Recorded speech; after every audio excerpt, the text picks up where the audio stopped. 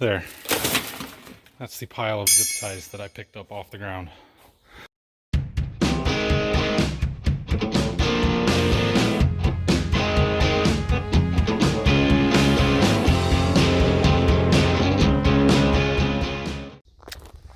Morning. It didn't rain last night. Bummer. So when I went up at 9 last night to shut the Traveler off, I looked at the radar and said it's not going to rain. So I pulled it out and restarted it last night. It's about to shut off. We got about 15 minutes. So I'm going to grab some breakfast real quick and a coffee. Drop my phone. Smooth, dude.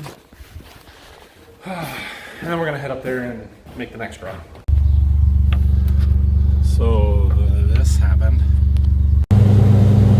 So did you guys know that if you're going to ride a Gator on the road, you have to keep it below 25 miles an hour, which is ridiculous. But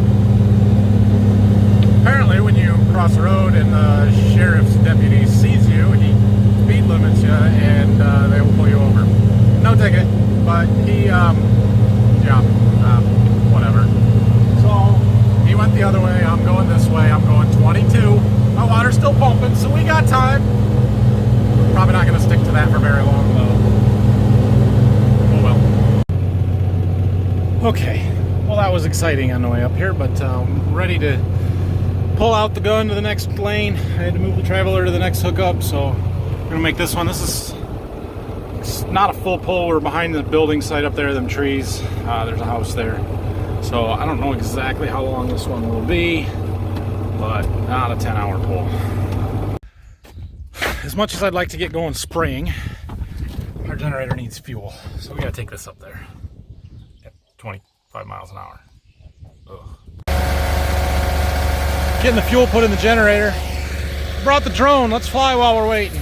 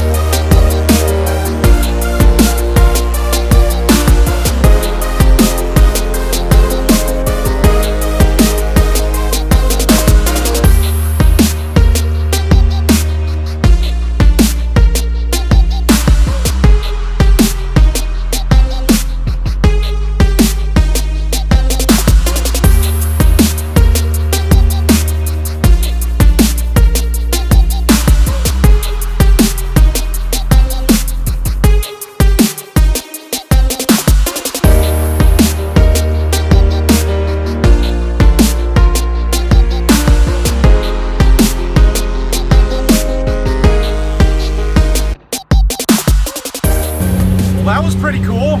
Quite obvious to see where our replant corn was versus the stuff that made it we didn't have to replant. And I could also tell the difference between the varieties a little bit and where those splits were. So it's amazing what you can see from the air sometimes, and that's kind of a cool thing with having that drone is I can look and see that now. Is it useful to me for any decision making?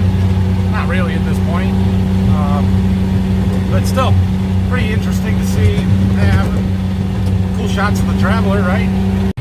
Okay, well, I'm in the sprayer. We do need to go spray. However, we've got that oil leak to look into. So I'm going to unfold the boom here and see if I can't figure out where it's coming from and what we got to do. Hopefully it's just a fitting or an O-ring somewhere and it's a quick, easy fix and not a whole hose, but do what we got to do, right? Well, I can't see where it's coming from, but the bad news is it's almost got to be a hose because there aren't any fittings here. It looks like it's coming from up in there. It's the worst right there, and it's kind of running down and dripping. It's a little drier over here than it is over there, so I'm thinking that it's inside this. We're gonna have to cut some zip ties and take that thing apart and see what we can find. I may have to find somebody to push the buttons on the hydraulics where I kind of watch it and see if I can't figure out where it's coming from exactly. Oh look, there was a fitting in there. Wonder if it's leaking out of that or if it's the crimp. I don't know, I'm gonna clean it up a little bit.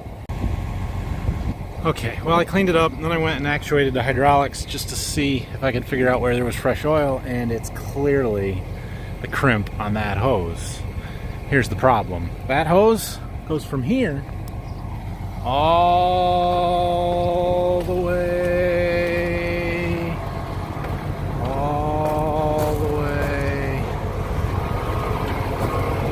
up there. So in order to get that hose off, all of these zip ties, clamps, the whole friggin' way out here have got to come off. Dang. Well, I guess that's what we got to do. I'm debating whether or not I can run it for a couple of fields the way that it is, get done what I need to do, or if I got to take it off and fix it now. I think I got to take it off and fix it now. There's enough oil all over stuff here already as it is. Ah!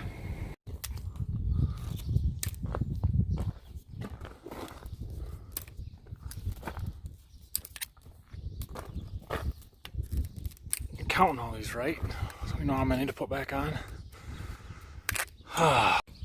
Okay, I got it out. It's that in there that's leaking. This is a long hose. So I'm going to clean up it a little bit more, and then I'm going to take it and see if I can get a new end put on. We'll just cut this one off and put one on. I don't think the length difference will matter. 2 inches. Okay, well, I got a new end crimped on there. It cost me a grand total of $6, so that's a deal. However, it would appear that the OEM hose, the hose that they put on from the factory, is different than most all other hydraulic hose. It has a smaller sidewall, which makes it hard to crimp fittings on later. And I can't help but think that that is an intentional thing from John Deere and other OEMs to make you buy a whole dang new hose from their parts people when you have a trouble with one.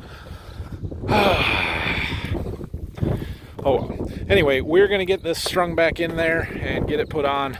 I think that crimp will work, but if it starts leaking again, then we know we just got to buy a whole new hose, so it is what it is. The hose is in there. It's connected on both ends. Now we just got to zip tie it back up into place so that it's not flopping all over on us. So I need about, 50 zip ties. I think that's about what's laying on the ground here. There. That's the pile of zip ties that I picked up off the ground. All right.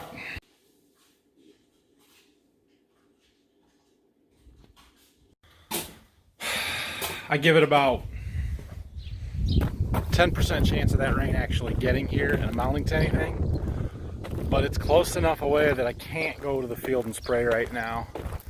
So we're going to fold the sprayer up and make sure that our leak is not leaking. And then I'm going to go eat some lunch because it is already 1:45 to I've accomplished very little this morning. Got the traveler pulled out and fixed a hydraulic oil leak. Didn't spray anything.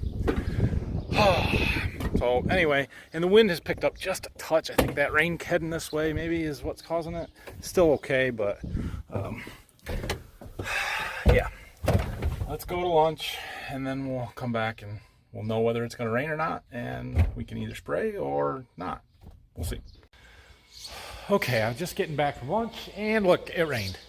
About a half a tenth, so, you know, enough to not be able to spray, not enough to do really any good whatsoever. So we've at least got to let stuff dry off. I don't know that we'll be able to spray anything today or not. I'll have to talk to Dad and see what he thinks, because he does most of the spraying. He knows more about it than I do, but I would say if the plants are wet, then the chemical won't absorb correctly and it won't work, so we shouldn't spray it then.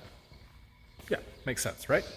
So in the meantime, I've got a little bit of computer work I might work on, and I don't know, we'll figure out what else is going on. We got to move that Traveler in about 3 hours, 3.5 hours. So yeah. Okay, I waited around for a while, let stuff dry off. We're gonna go spray some beans. We've got probably 3 loads of fungicide to do. Maybe I can do it in 2. We're gonna start with a full load first because we got a big field that's gonna take 2 loads at least, or two trips.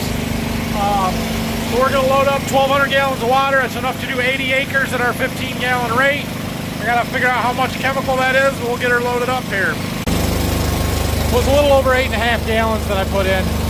The good news is our water tank was full when we started. Clear up here, that was kind of the water level. These 2 tanks are both water, and they're plumbed together at the bottom. So as they're filling, they fill even. So we had 2,200 gallons times 2. We had 44, almost 4,500 gallons of water here when we started.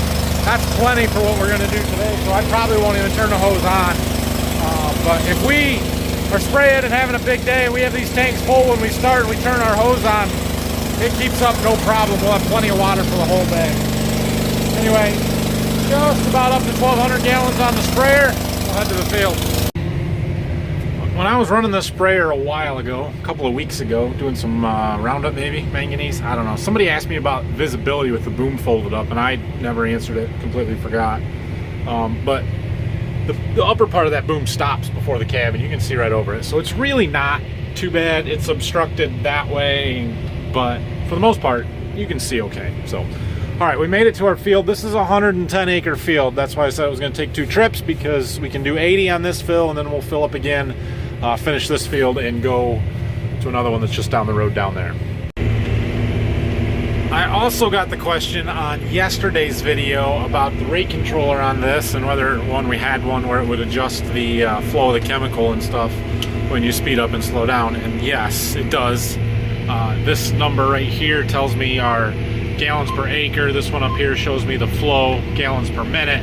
And so when we slow down, it adjusts the flow to match the gallons per acre output that we want. It's pretty accurate. It sits right there. I think it's about, if it's within 3%, it just locks in on the target and doesn't vary. But sometimes when I'm starting out at the the end of the pass or something, it'll take a second or 2 to dial in. I don't know if I was to slow down. Yeah, see there, it takes a second to react, then I speed up and it under applies, and then it locks in. So it does a pretty darn good job of making sure that we're putting the right rate on. So I have now made 1 pass all the way around this field. There's the shape of it. And we've done 32 acres. 1 pass around the outside, 32 acres. Crazy. We've already used 500 gallons out of our tank almost. If you're wondering what we're spraying here, this is a fungicide for soybeans. It's Triva Pro is the one we're using right now. We do use a little Mirabis Neo.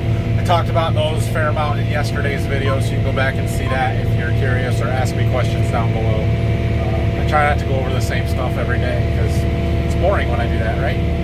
But anyway, I'm going to finish this load out. We'll go back and fill up. So this load will be basically the rest of the beans that I think are ready right now until I go and do some more scouting and looking to see what growth stage we're at. I'm not going to spray any more fungicide. Now it may be Friday in a couple of days when we do some more. It may be Monday. So we're not very far away, but this will be it for right now. I do, however, after I get this load sprayed, have a load of Roundup that needs sprayed for a neighbor. I called Dad yesterday morning wanting us to spray his beans for him. So I'm going to spray this one out, and then we're going to load that up. Well, this is the first field I've had to navigate with electric poles in the sprayer. That one was easy, at least on this pass. Yeah, we've got some weeds in this field. This one's by far our worst weed control, and I don't know what was different here. I need to look at the spray records and see if the chemicals were different or what, but we got mare's tail here bad, and there is nothing I can do about it now. Okay, I am just finishing up this field here. These beans honestly are not our best. They're probably the worst ones that I have sprayed so far. They're thin, they're short spots, there's a lot of weeds in them there. or that. They're not great, but you can't win them all, I guess. So anyway, we've got about 50 gallons when we're done here. There's like 9 acres across the ditch over there. I'm gonna spray it out there so that we'll have an empty tank before we mix up that Roundup. However, I also just looked at my clock. Our traveler's done. We gotta go move it. Well, it's not done yet, but in a few minutes it will be, 4:30. So we gotta hurry up and get this thing empty so we can go take care of that, and then we'll come back and try and mix up the Roundup, I guess. That's the plan. Think I can do this without folding up?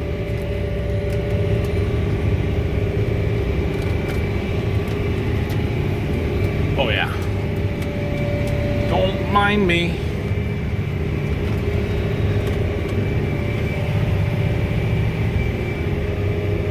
Gold.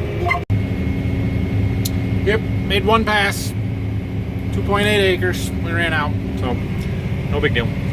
That's where we ended up. So yeah, we're gonna head back to the farm, go do our irrigation stuff, and we'll see what time it is. Well, this next pull and hookup is gonna be all kinds of fun here. Ugh. Okay, well, I got the Traveler pulled out.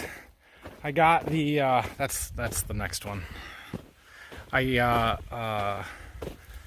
Yeah, so we're ready to start it. Here's my dilemma at the moment, though. It's 5 o'clock now.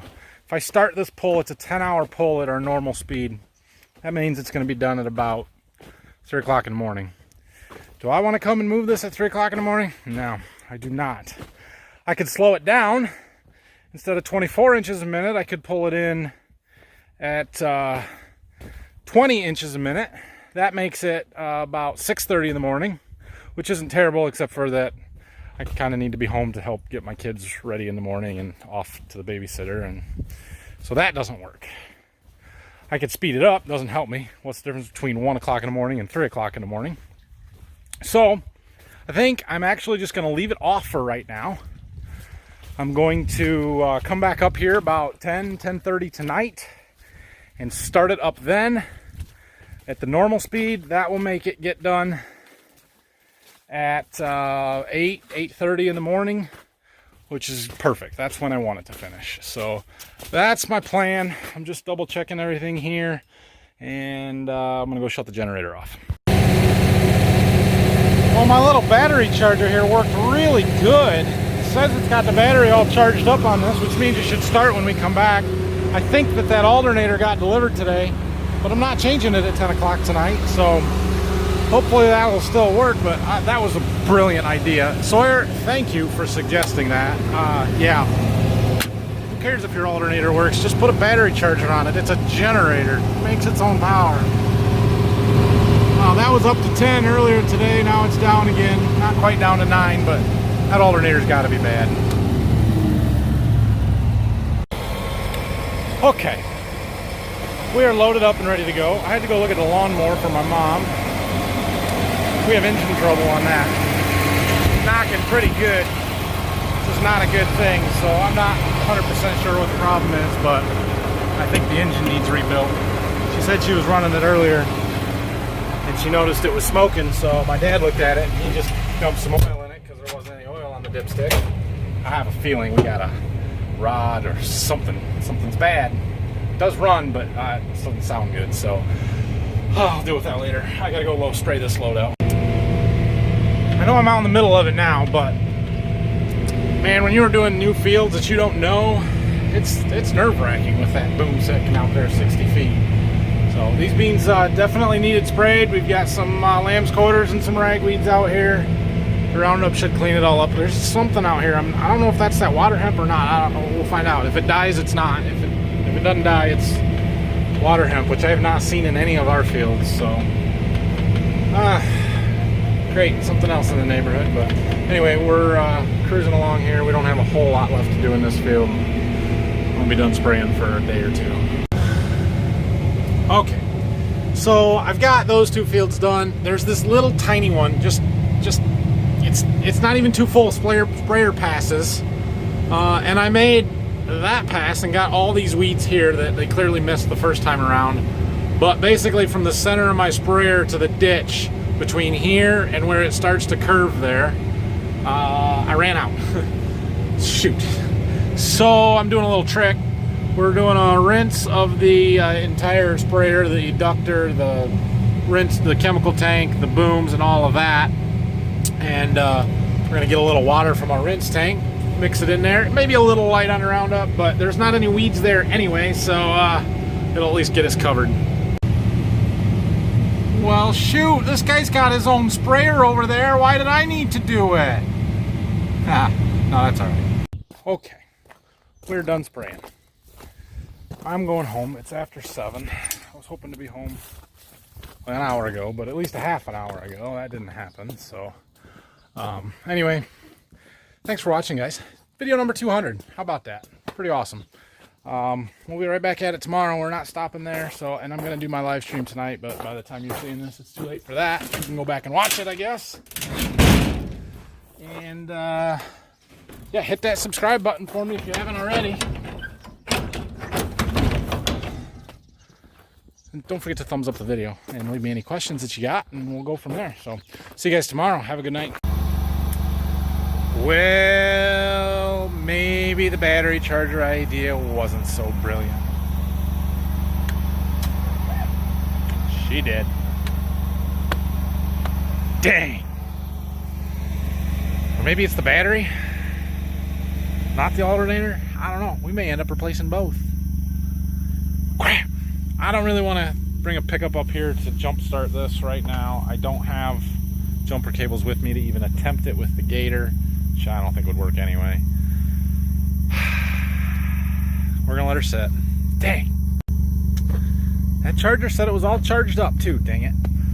Oh well, it's not really that big of a deal. It just slows me down one run. So we'll see, maybe we can get our alternator first thing in the morning, and then we can get that installed before we start it back up. We'll jump it to get it going. Shoot. Oh well. Well, that was kind of a wasted trip to the farm, or to the field and to the farm for me, but oh well. Have a good night, guys.